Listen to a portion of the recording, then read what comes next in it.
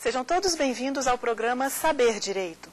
Meu nome é Débora Paiva, eu sou advogada pós-graduada em Direito do Trabalho e Processo do Trabalho pela Associação Nacional dos Magistrados Estaduais, sou professora de Direito do Trabalho e Processo do Trabalho em cursos preparatórios para concursos públicos e exame da OAB e sou autora de 4 livros na área trabalhista, todos com foco em concursos públicos e exame da ordem. Nesta semana, estarei aqui com vocês para falarmos sobre contratos especiais de trabalho.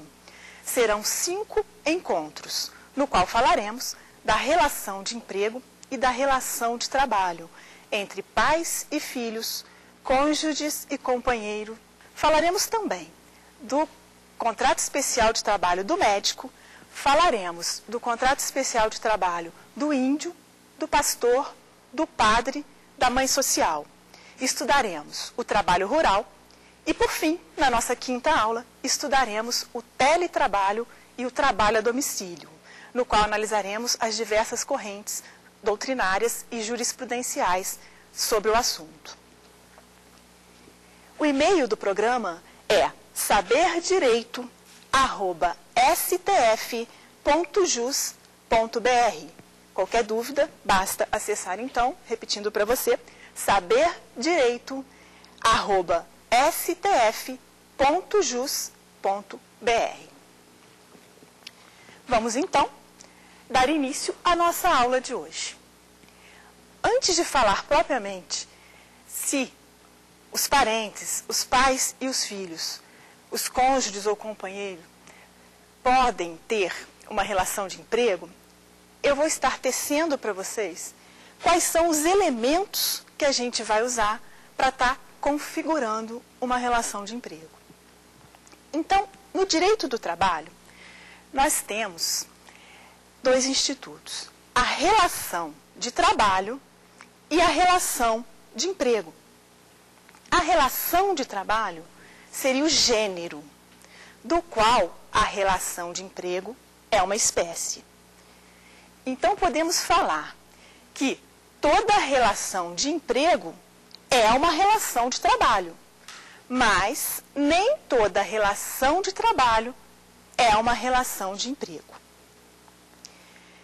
E como que nós vamos definir a distinção do que seria a relação de trabalho para o que seria uma relação de emprego?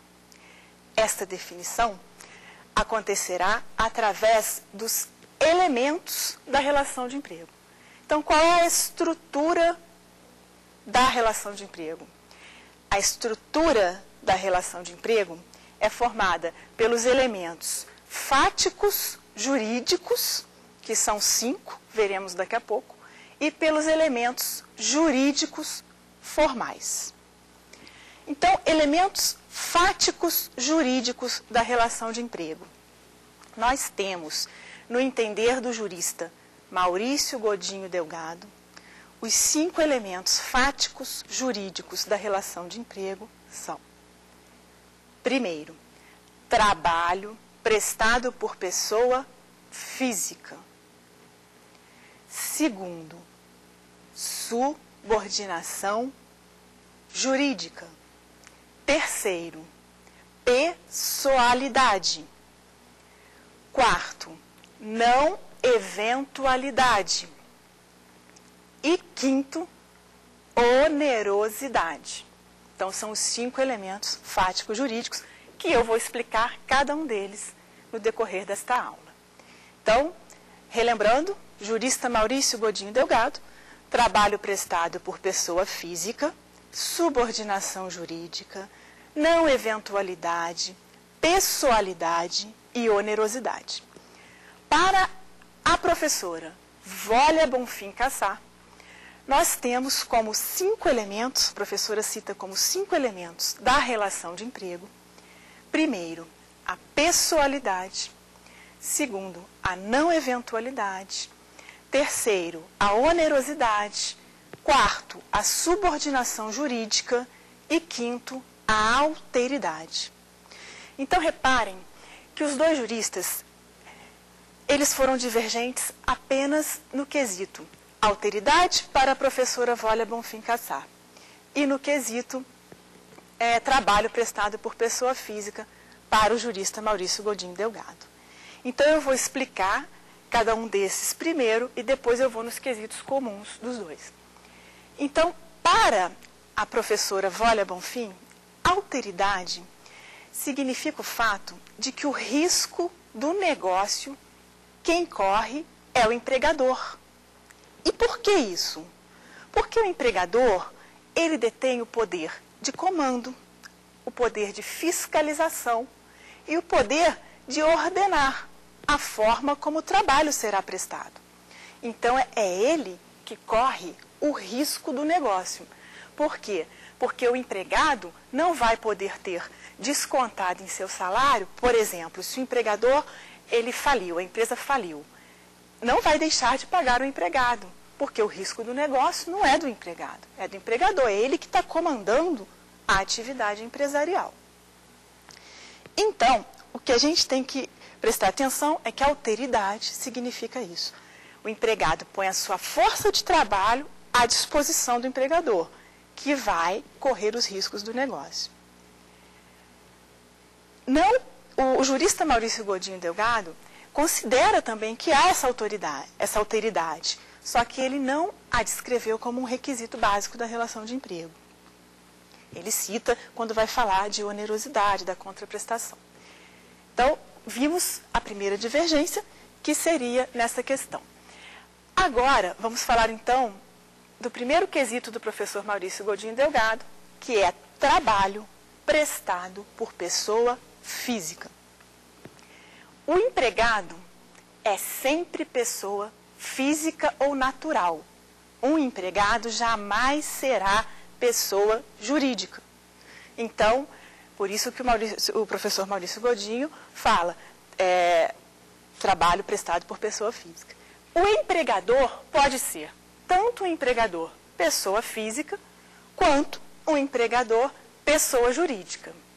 Então, observem, num contrato de trabalho, né, com os requisitos da relação de emprego, o empregado estará colocando a sua força de trabalho à disposição do empregador. Então, ele é uma pessoa física, sempre. E o empregador é uma pessoa jurídica ou física. Já descobrimos aqui o segundo requisito, que é pessoalidade, que aí os dois, tanto o jurista Maurício Godinho Delgado, quanto a professora Wólia Bonfim, têm o mesmo entendimento. A pessoalidade seria o quê? Que o empregado tem sempre que prestar os seus serviços pessoalmente, que ele não pode fazer-se substituir. Então, essa seria a pessoalidade. Reparem que quando o professor Maurício Godinho Delgado fala trabalho prestado por pessoa física e a seguir elenca pessoalidade também como requisito da relação de emprego, ele não há nenhuma contradição em relação a isso. O trabalho prestado por pessoa física é querer dizer que o empregado tem sempre que ser uma pessoa física.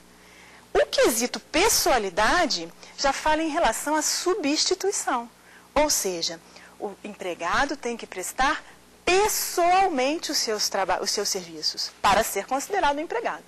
Ele não pode se fazer substituir na prestação de seus serviços. Isso é a pessoalidade. Então, o que costuma cair muito em provas, tá, e confunde um pouco os candidatos, são as terminologias que se usa para definir pessoalidade. Então, a primeira delas, que o contrato de trabalho é intuito personae em relação ao empregado. Isso define a pessoalidade. É o empregado que pessoalmente terá que prestar os seus serviços. Outra terminologia. O contrato de trabalho é infungível em relação ao empregado. Sabemos que no direito civil, uma obrigação infungível é uma obrigação que não pode ser substituída, né, por outra da mesma espécie, qualidade ou quantidade. Então, o empregado não pode se fazer substituir. O que se contratou foi a prestação de serviço daquele empregado e não o serviço em si. Porque se contrata o serviço, a gente já vai sair para a relação de trabalho, que é o trabalho autônomo. Aí não é um empregado subordinado. Então, seria a pessoalidade. Relembrando, infungível em relação ao empregado, intuito personal em relação ao empregado, e um outro elemento, pessoalíssimo em relação ao empregado. Então, a pessoalidade. O empregado tem que prestar os serviços pessoalmente. Agora, vocês devem estar pensando aí, mas nunca o empregado vai se fazer substituir sob pena de descaracterizar a relação de emprego? Será? Não. Há casos em que ele pode se fazer substituir sem ficar descaracterizada a relação de emprego. Quais seriam esses casos? Nos casos previstos em lei, que seriam as férias, a licença maternidade, então vai ter um outro empregado substituto. Isso não descaracteriza a pessoalidade. E nos casos permitido, consentido pelo empregador. São substituições esporádicas. Isso não irá descaracterizar a pessoalidade. Então, vimos trabalho prestado por pessoa física, vimos alteridade, vimos pessoalidade. A pessoalidade, só para pontuar nessa aula, ela fica também evidenciada quando o empregado falece. A obrigação que o empregado tem num contrato de trabalho subordinado, num contrato de emprego, é uma obrigação personalíssima. Se ele falece, o que vai acontecer?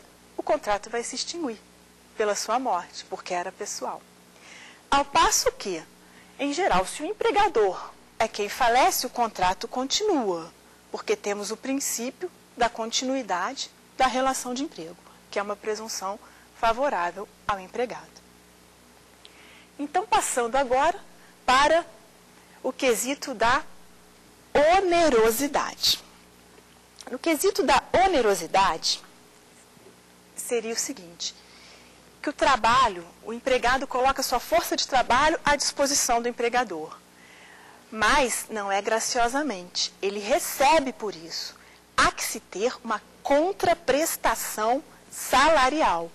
Então, o que seria isso? Ele coloca a sua força de trabalho à disposição do empregador, que corre todos os riscos do negócio, e, em contrapartida, ele recebe uma contraprestação salarial.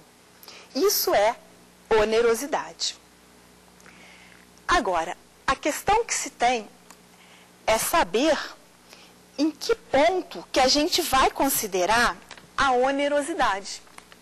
E a onerosidade, ela pode ser da seguinte forma. Ela pode ser uma onerosidade objetiva ou uma onerosidade subjetiva. Quando a onerosidade for objetiva, significa dizer que a pessoa coloca a sua força de trabalho à disposição, vai receber alguma coisa por isso, mas isso não é o foco central. Eu vou exemplificar para vocês a onerosidade objetiva. Suponhamos o caso de um médico, cirurgião plástico renomado, que resolve prestar os seus serviços em um pequeno hospital, por salários pequenos, bem inferiores aos salários que ele recebe em outros hospitais ou em sua própria clínica. Nesse caso, ele está trabalhando, há uma onerosidade, mas ele não trabalha pelo salário, porque ele não precisa. Nesse caso, ele está trabalhando filantropicamente. Ele até está recebendo, tem a onerosidade, mas a razão dele estar ali não é a contraprestação que ele vai receber. Essa seria o enfoque da onerosidade objetiva. No enfoque da onerosidade subjetiva, nós temos o caso da empregada doméstica que coloca seus serviços à disposição da empregadora, necessitando daquele salário. Então, é uma forma de subsistência. O que está por trás da contraprestação é a necessidade daquele salário. Perceberam? O enfoque objetivo e subjetivo da onerosidade.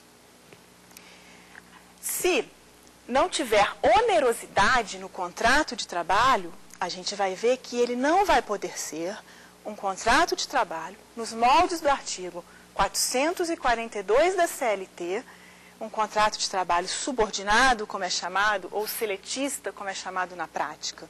Ele será um contrato de trabalho voluntário, por exemplo, porque não tem a onerosidade.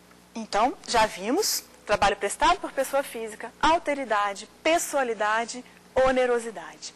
Vamos passar agora para subordinação jurídica. O que seria a subordinação jurídica? A subordinação, quanto à subordinação na prestação de serviços, nós temos, na doutrina alienígena, o enfoque da subordinação econômica, da subordinação técnica e, por fim, da subordinação jurídica, que foi o adotado pelo ordenamento jurídico brasileiro, subordinação jurídica. Subordinação econômica significa que o empregado está subordinado economicamente a seu patrão.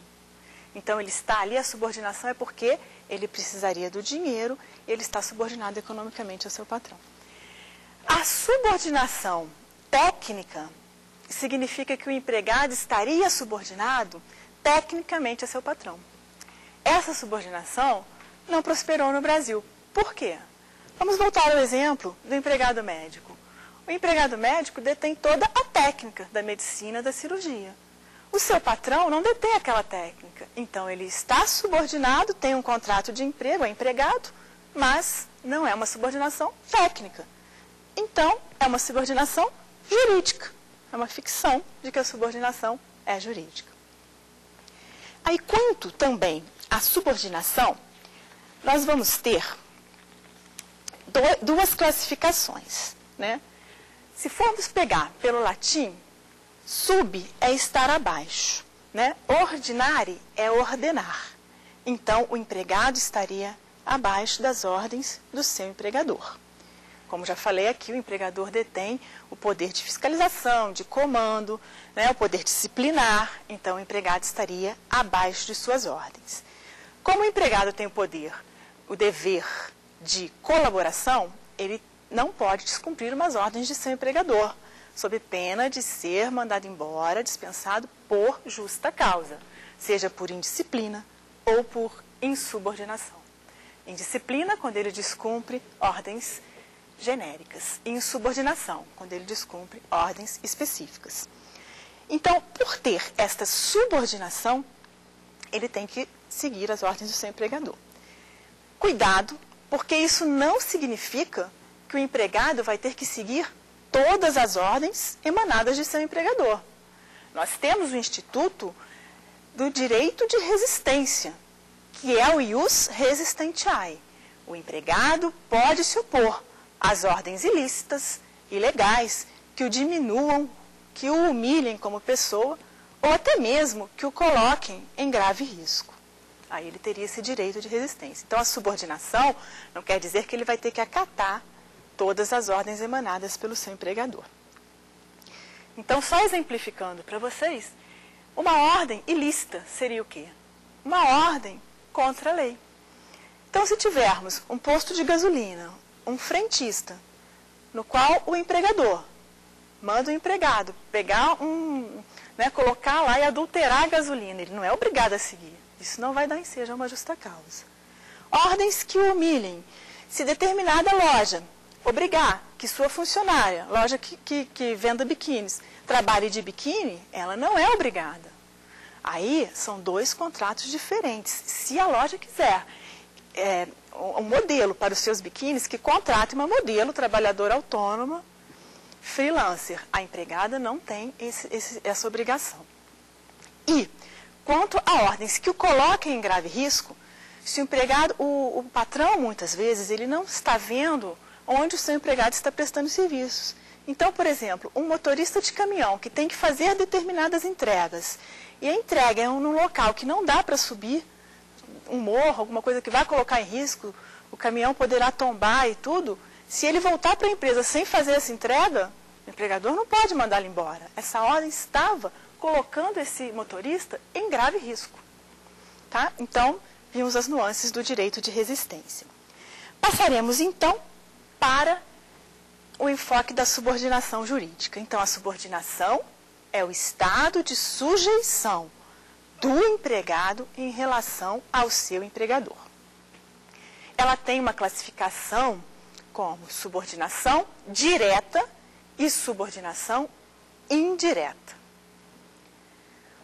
Por subordinação direta, nós devemos entender quando as ordens provêm diretamente ou do patrão ou de uns dos sócios ou diretores da empresa. Então, a subordinação é direta. A ordem está tendo origem do patrão, diretamente do patrão, do diretor da empresa ou do sócio. Quando a subordinação é indireta, é uma subordinação na qual tem intermediários. Essa ordem passa do patrão para um intermediário e chega ao empregado através de um preposto, de um gerente ou de um intermediário. Então, são dois conceitos, né, de subordinação, duas classificações que vêm caindo muito em prova. Temos também agora, passaríamos a falar da subordinação no enfoque objetivo ou no enfoque subjetivo. Por que eu falo isso? Para a gente averiguar se aquele trabalhador está prestando seus serviços de forma subordinada, nós vamos olhar por qual ângulo? Pelo ângulo do serviço prestado ou pelo ângulo do empregado? Perceberam a diferença? Olha só, se formos pelo enfoque subjetivo, é a pessoa do empregado que vai estar sendo analisada. Então, se a pessoa do empregado está subordinada ao empregador, a ele seria subordinado. Então, nesse caso, ele tem origem na escravidão, que o escravo ele era subordinado. Então, o enfoque era na pessoa. Ele está ali, pessoalmente, aquela pessoa prestando serviço. A CLT adotou a teoria da subordinação jurídica sob o enfoque subjetivo. O que seria esse enfoque subjetivo? Para avaliar se o empregado está subordinado ou não ao seu patrão, vamos analisar a forma como ele presta o trabalho. Então, tem que olhar a prestação de serviços do empregado. Tem que olhar o trabalho dele. Foi a teoria adotada pela CLT. Porém, há uma crítica ao artigo 3º. O artigo 3º fala assim: considera-se empregado toda pessoa física que prestar serviços de natureza não eventual a empregador, sob a dependência deste e mediante salário. Então, quando se fala aqui sob a dependência deste, né, seria subordinação jurídica, até aí tudo bem. Vamos partir para o artigo 2º agora, que traz o conceito de empregador. Considera-se empregador a empresa individual ou coletiva que, assumindo os riscos da atividade econômica, admite, assalaria e dirige a prestação pessoal de serviços. Esse último trecho do artigo, dirige a prestação pessoal de serviços, trouxe uma dúvida. Se fala dirige a prestação pessoal de serviços, será que a CLT não teria adotado o enfoque da subordinação subjetiva? Ou seja, focado no trabalhador? Mas não. A professora Wólia Bonfim, ela fala que não. Que o enfoque, de fato, foi o enfoque objetivo, na prestação de serviços e não no trabalhador. Que nós não devemos encarar, né, entender esse artigo como a adoção, né, que teria sido adotada a tese da subordinação subjetiva. Tá? Então, seria essa questão que eu teria que pontuar. Então, técnica e econômica. Então, saindo de subordinação, nós vamos passar agora, eu vou deixar para falar, para a gente não perder o nosso raciocínio, eu vou deixar para falar de uma tese muito adotada ao final, que é a parasubordinação. Eu não vou falar dela agora, para eu fechar os elementos da relação de emprego, tudo bem? Vamos lá, então. Então, agora, nós já vimos a onerosidade, a pessoalidade, a subordinação e já vimos também o trabalho prestado por pessoa física e a alteridade. Vamos então para não eventualidade. Tá? O que seria a não eventualidade? O trabalho prestado, gente, ele pode ser, o trabalho prestado, ele pode ser prestado de forma esporádica, tá? De forma não habitual ou prestado de forma contínua. Essa parte, né, esse requisito da relação de emprego, a não eventualidade, traz muitas dúvidas. Por quê? O que seria a não eventualidade? Temos diversas correntes. Tem a teoria da descontinuidade, tem a teoria do evento, a teoria dos fins da empresa, a teoria da fixação jurídica. Pela teoria da descontinuidade, o trabalho eventual seria o trabalho o quê? Descontínuo, o nome já diz. Só que para o Urbano, a CLT não adotou o termo continuidade. Esse termo foi utilizado pela Lei do Trabalho Doméstico, ao definir o empregado doméstico. A CLT, se vocês repararem bem, fala no artigo 3º, considera-se empregado toda pessoa física que prestar serviços de natureza não eventual. Então, não adotou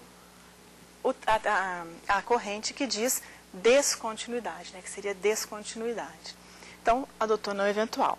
Então, o termo continuidade só serve para o doméstico, para o trabalhador em geral, é o termo não eventualidade. Então, essa teoria foi refutada. Passaremos para a teoria do evento. O que seria a teoria do evento? Pela teoria do evento, não eventual seria o trabalho que ocorreu de forma esporádica, apenas para um determinado evento, um determinado tempo. Então, essa tese também não foi aceita pela doutrina brasileira, né? Pelo legislador brasileiro. Temos a teoria dos fins do empreendimento. A teoria dos fins do empreendimento foi a tese adotada, é a tese mais aceita pela doutrina. O que seria fins do empreendimento? Nós teremos que avaliar se o trabalho é eventual ou não pelos fins do empreendimento do empregador. Então, por exemplo, eu gosto de exemplificar porque assim fica mais fácil entender a teoria. Se nós tivermos um cinema numa cidadezinha do interior, no qual funcione apenas sábado e domingo, apenas nos finais de semana, a bilheteira do cinema, que fica lá vendendo os tickets para entrar no cinema, ela só trabalha sábado e domingo. E aí, ela seria empregada? O trabalho dela seria eventual ou não eventual? Se nós analisarmos pela teoria dos fins do empreendimento, ela é empregada sim, em que pese o fato de trabalhar apenas nos finais de semana. Por que isto? Porque vender bilhetes para o ingresso no cinema está ligado aos fins do empreendimento cinema. Um outro exemplo que podemos citar é o garçom. O garçom de um restaurante que só trabalhe sábado e domingo. O restaurante só funciona sábado e domingo. Então, pela teoria dos fins do empreendimento, ele é empregado, sim, apesar de só trabalhar sábado e domingo. Então, essa é a teoria que prospera. E a última teoria seria a teoria da fixação jurídica ao tomador dos serviços. Então, por essa teoria, eventual seria aquele que não se fixa a um tomador, não se fixa a um empregador só. Esse seria o eventual. Então, para o nosso estudo aqui, vamos entender que não eventualidade, como requisito da relação de emprego, não eventualidade seguiu a teoria dos fins do empreendimento, dos fins da empresa. Então, o trabalhador não eventual será aquele que está ligado aos fins da atividade empresarial. Então, já estudamos isso. Passaremos agora, então, só relembrando novamente. Trabalho prestado por pessoa física, já vimos. Pessoalidade, já vimos. Onerosidade, já vimos. Não eventualidade, já vimos. Subordinação jurídica, já vimos. No caso do professor Maurício Godinho Delgado. No entender da professora Vólia Bonfim, já vimos pessoalidade, subordinação jurídica, onerosidade, não eventualidade e alteridade. Fechamos os 5 elementos ou requisitos da relação de emprego. Agora eu vou trazer os sinônimos. Há quem entenda que como sinônimo de alteridade, o que costuma cair muito em prova e confunde alguns candidatos, seria a ageidade. Então, a ageidade seria também a assunção do risco do empregador no negócio. O empregado dá a sua força de trabalho e quem assume o risco daquilo é o empregador. Então, seria também um sinônimo.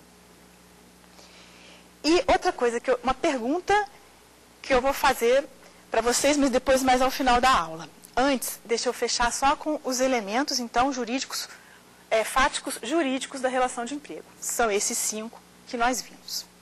Então, a estrutura da relação de emprego, elementos fáticos jurídicos, já vimos. Agora vem os elementos jurídicos formais da relação de emprego. Quais são? A relação de emprego, pela CLT, ela foi equiparada ao contrato de trabalho. O artigo 442 fala, a relação de emprego, contrato de trabalho corresponde à relação de emprego. Então, foi equiparado ao trabalho subordinado. Todo contrato, como elemento jurídico formal, é necessário ter capacidade das partes, ter forma prescrita ou não proibida por lei e ter objeto lícito. Isso está no artigo 104 do Código Civil Brasileiro. Então, o primeiro deles, capacidade das partes. Por capacidade das partes, nós devemos entender, no direito do trabalho, o trabalho é permitido a partir de 16 anos. Então, de 16 até 18 anos, o empregado brasileiro tem capacidade relativa. Ele vai ter que ser assistido na rescisão contratual, quando ele for assinar a sua resilição contratual, a terminação, a extinção de seu contrato de trabalho, porque a capacidade dele é relativa. Agora, firmar o recibo de salário, assinar o recibo de salário, de pagamento, o recibo de férias, tudo isso ele pode fazer. Então, de 16 a 18 anos, capacidade relativa. Acima de 18 anos, o empregado já tem a capacidade absoluta. Ele já vai poder assinar a extinção, a terminação contratual, e também os recibos de pagamento de salário. Agora eu pergunto para vocês, antes dos 16 anos, ele pode trabalhar como empregado? Só se for como empregado aprendiz. Aí é um contrato especial de trabalho. Então, a partir de 14 anos até 24 anos, o empregado vai poder estar celebrando um contrato de aprendizagem. Isso está no artigo 428 da CLT.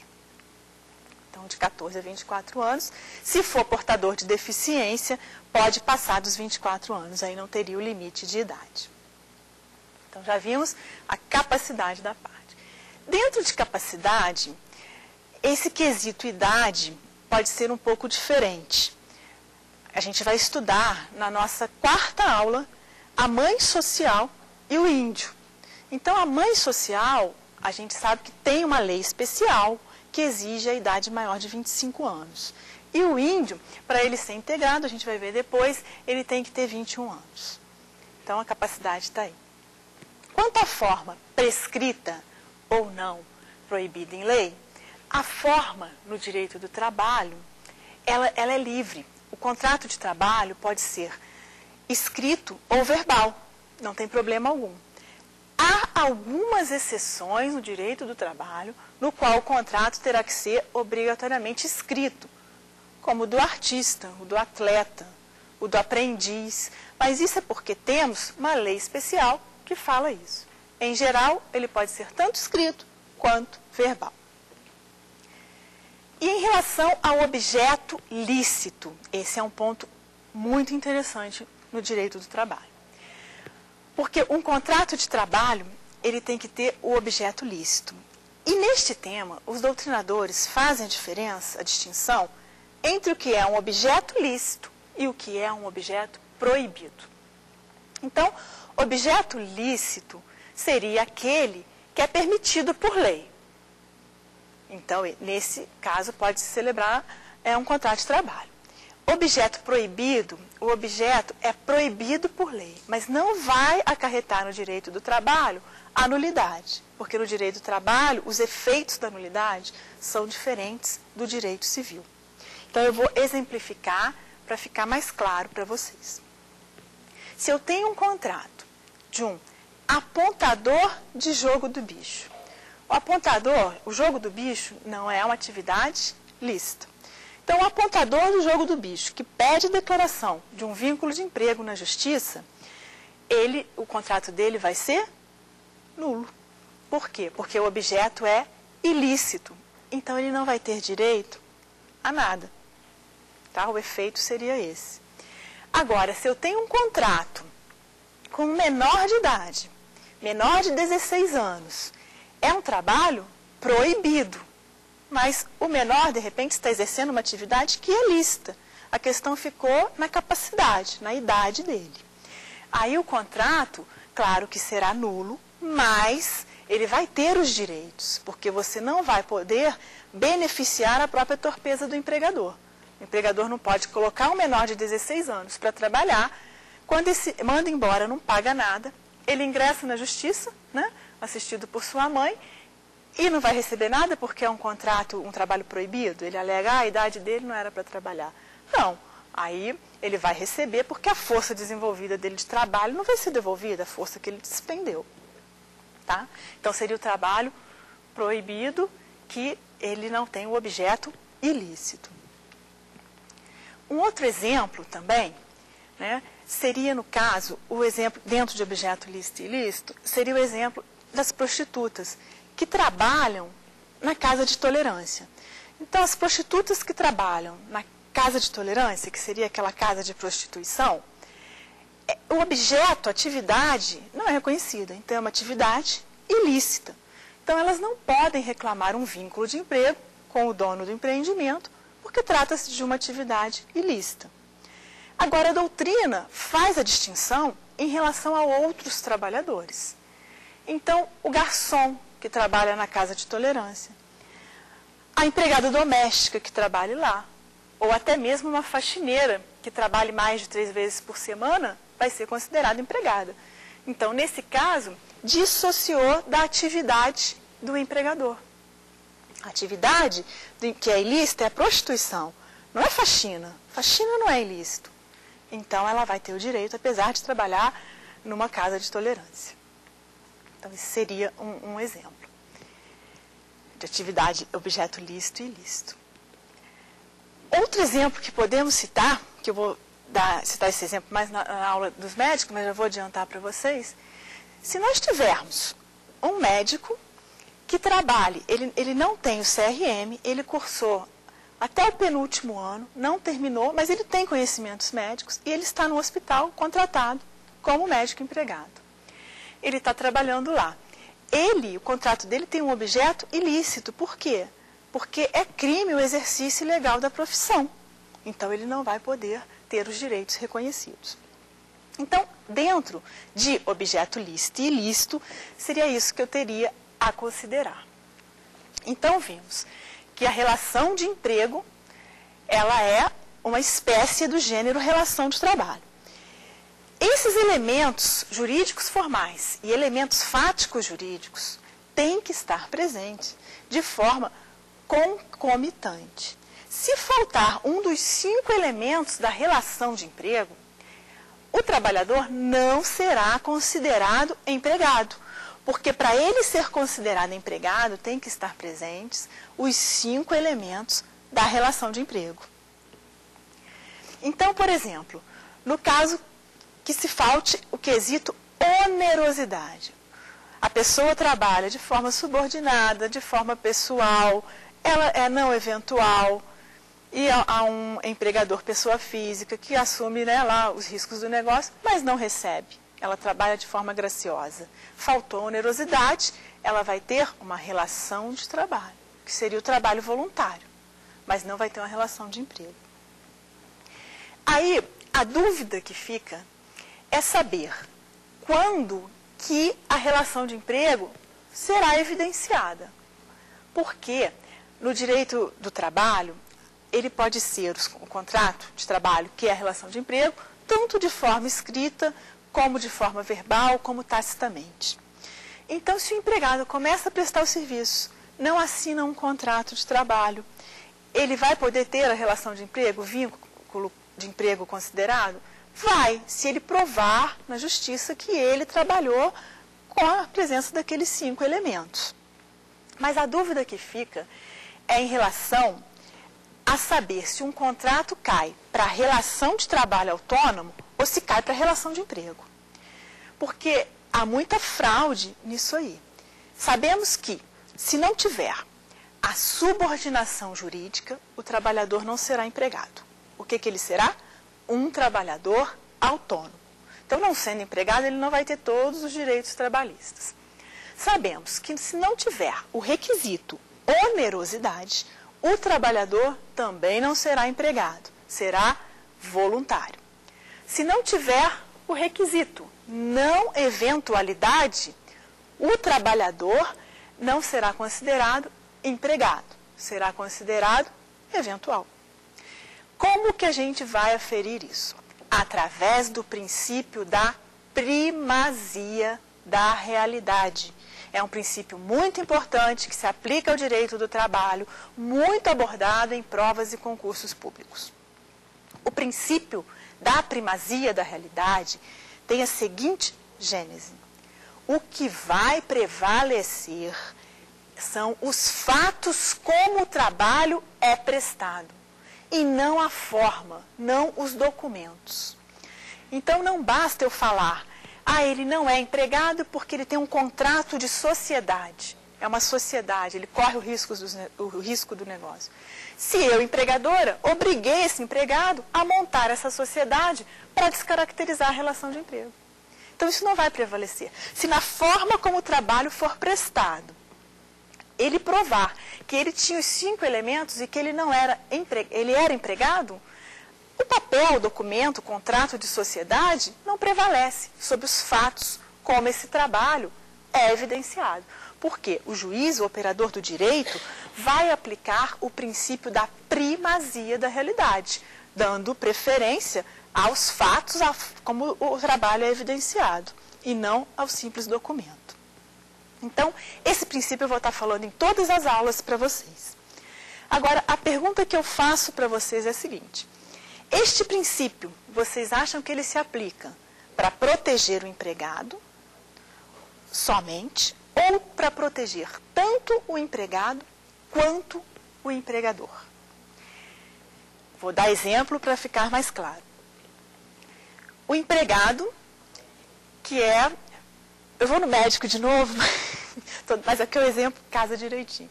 O empregado médico, ele é empregado médico nos fatos, na forma como ele trabalha. Só que muitos hospitais obrigam o médico a criar firmas, criar empresas para descaracterizar a relação de emprego. Então, são empresas, né, falsas, entre aspas, só para descaracterizar a relação de emprego. Então, o juiz, para proteger o empregado médico, quando ficar comprovado que ele trabalhou com 5 elementos da relação de emprego, aplica o princípio da primazia da realidade, protege o empregado e considera o vínculo de emprego. Até aí tudo bem. Em relação ao empregador, como que seria a forma de proteger o empregador, prevalecendo os fatos como o trabalho é prestado sobre os documentos? Em relação ao empregador, o que acontece é o seguinte. Suponhamos que uma empregada doméstica, ela trabalhe para a residência do patrão, ali internamente para a família. Mas a carteira dela está assinada pela firma do patrão, que ele é empresário. Aí ela não seria doméstica, ela seria rural. Ela não está assinada com o patrão. Mas a realidade com a qual ela presta os serviços é exclusivamente para a família. Sabemos que o empregado doméstico tem um rol menor de direitos do que o empregado urbano. E aí, pode aplicar o princípio da primazia da realidade para proteger o empregador? E considerar esse contrato doméstico diminuindo o rol de direitos dessa empregada? O que a doutrina fala? Se divide. Há quem entenda que o princípio da primazia da realidade só poderá ser aplicado em relação ao empregado. E há quem entenda que é tanto quanto ao empregado, também quanto ao empregador. A majoritária, sabe quais são? Vocês já podem imaginar, né? Proteção somente do empregado. Tá? O princípio da proteção se liga somente ao empregado. É a corrente majoritária. Para aplicar o princípio da primazia da realidade. Bom, então vimos os elementos da relação de emprego. A parasubordinação eu vou deixar para falar na aula de teletrabalho. Hoje falamos dos elementos da relação de emprego. Vamos passar então à seguinte questão. Há possibilidade de um contrato de trabalho, uma relação de emprego entre marido e mulher, cônjuges ou companheiro, entre união estável? A doutrina se divide da seguinte forma. Em relação ao marido e mulher, aos cônjuges, cujo contrato de casamento é um contrato de comunhão total de bens, em relação a eles, apenas não seria possível. Por quê? Porque você vai confundir o patrimônio do sócio com o patrimônio do empregado. A pessoa não pode ser, ao mesmo tempo, credor e devedor de si mesma. Se a comunhão é total, o que é do marido é da mulher também. Então, esse seria, é minoritário, tá? Mas seria uma das correntes. A outra corrente já entende que é possível, sim, a formação de vínculo de emprego, de contrato de trabalho, entre cônjuges e companheiros, entre marido e mulher. Por essa corrente, o único cuidado que ela pede que se tenha é averiguar se o trabalho não ocorreu como uma forma de colaboração, sem o intuito gracioso por parte da mulher ou por parte do marido. Então, tem que avaliar se teve a intenção realmente de onerosidade. Então, vimos as duas correntes. Agora tem a segunda corrente, o segundo quesito é a possibilidade de vínculo de emprego entre parentes. Nesse caso, nós vamos chamar, tem uma pergunta da população muito interessante. Meu nome é Luciano, eu gostaria de saber se eu trabalhando com a minha sogra, ela é obrigada a assinar minha carteira de trabalho? Olha, Luciano, ela é sim. Se ela está se recusando a assinar, acho que ela está te enrolando. Deixa eu te explicar por quê. Porque a relação de emprego parentes é perfeitamente possível. Porque desde que você configure os 5 elementos da relação de emprego que nós falamos aqui nessa aula, se você prestar o trabalho pessoalmente, com onerosidade, não sendo eventual, você estando subordinado juridicamente a ela, né, você com certeza terá o vínculo reconhecido. Não é excludente para o reconhecimento de vínculo empregativo e a consequente, de vínculo empregatício e a consequente assinatura da carteira, a relação entre parentes. Tá ok? Então, seria isso. Já vimos entre parentes, pais e filhos. Faltou pais e filhos. Então, agora, quanto à relação entre pais e filhos. É possível a relação entre pais e filhos? É sim. A relação entre pais e filhos é possível. Mas o cuidado que se pede para ter, que a doutrina pede para ter, é avaliar o dever de colaboração. Nesse sentido, eu tenho um julgado muito interessante para trazer para vocês como exemplo. É um julgado no qual o filho, marceneiro, prestava serviços na loja de móveis de seu pai. Ele trabalhava lá. Só que essa loja de móveis era uma loja familiar. Trabalhava lá tios, primos, toda a família. O pai, um dos sócios da loja, veio a falecer. Com o falecimento dele, o filho ingressou na justiça, pedindo o reconhecimento de vínculo de emprego, alegando que trabalhava lá como empregado marceneiro. Então, a solução desse caso, vocês já perceberam que vai ficar na avaliação dos requisitos da relação de emprego. No caso em tela, o juiz condenou, sim, tá, a loja de imóveis a assinar a carteira de trabalho e dar todos os direitos trabalhistas para o empregado, que ficou provado que ele não trabalhava apenas pelo dever de colaboração, que tinha uma relação empregado-empregador. Então, vou fazer um breve resumo com dicas do que é importante em relação ao tema abordado na nossa primeira aula. Então, voltando novamente, a gente já rebateu isso aqui várias vezes, o mais importante ao se fazer a distinção entre relação de emprego e relação de trabalho vai ser avaliar os elementos fáticos jurídicos da relação de emprego, que seriam pessoalidade, não eventualidade, subordinação jurídica, onerosidade e alteridade, professora Vólia Bonfim. Para o jurista Maurício Godinho Delgado, trabalho prestado por pessoa física, pessoalidade, onerosidade, não eventualidade e subordinação jurídica. Dentro de todos esses requisitos, o importante a se ter em mente é que é necessária a presença concomitante de todos eles para caracterizar a relação de emprego. Um outro ponto muito importante que cai em prova é a questão da exclusividade. Cuidado, exclusividade não é requisito da relação de emprego. Há que se ter um contrato acessório prevendo a exclusividade. Então, não confundam, por favor, pessoalidade com exclusividade, que exclusividade não é requisito. Outro ponto importante é a questão da subordinação. Ela é jurídica, não é técnica, não é econômica. E vamos agora para a questão da não eventualidade. Não eventualidade, teoria que prevaleceu, é a teoria dos fins da empresa ou do empreendimento. Vimos então que entre parentes é possível, entre pais e filhos é possível a formação do vínculo de emprego, entre marido e mulher é possível. Lembrando que tem uma corrente que entende que não é possível. Bem, a nossa aula de hoje chegou ao final. Qualquer dúvida, eu vou passar para vocês o e-mail do programa, saberdireito@stf.jus.br. Repetindo para você, saberdireito@stf.jus.br. E quem quiser rever o programa, basta acessar o site do TV Justiça, www.tvjustiça.jus.br e fazer o download do programa. Bem, amanhã, na nossa segunda aula, estudaremos o trabalho rural. Vamos estudar conceito e enquadramento e os direitos pertinentes. Eu espero você amanhã. Até lá!